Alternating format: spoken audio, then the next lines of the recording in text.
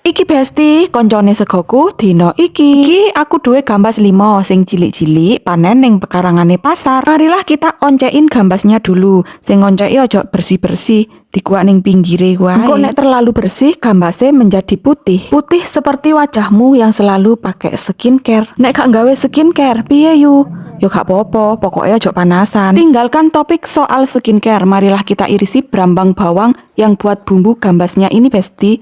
Iki ceritane gambasnya arep tak tumis ngono tok ae Besti, tak wahi banyu sithik-sithik. Minyak yang tinggal sedikit ini aku tumplekkan kabeh kendukur wajan. Disusul dengan brambang bawang sing wis mari diirisi. Setelah bumbu matang dan sedikit gosong, cemplungkanlah gambas sing wis mari diirisi sing panen ning pekarangane pasar mau. Biarkan gambasnya melunak dulu. Iki aku proses membuat adonan bakwan jagung. Lagi sregep iki Besti, gak gawe adonan serbaguna.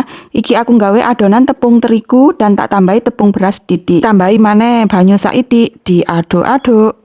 Diaduk-aduk sampai merata. Terus iki tak imbui irisan godong brambang dan seledri. Ben ada wangi-wanginya daun brambang dan seledri Besti. Di tempatku hari ini lagi hujan Bes. Setelah 1 bulan lamanya panas cetar membahana, muasi tetesan banyu udan terasa sejuk sekali dan dihangatkan oleh tungku api aku yang sedang menggodok banyu. Cuacane ning jaba udan, ning pawon cedhik geni godok banyu dan disambi masak. Masya Allah, damai sekali. Wis ojo alay-alay, bakwan jagungnya diwalik mundak gosong. Nek gosong ora kena dipangan.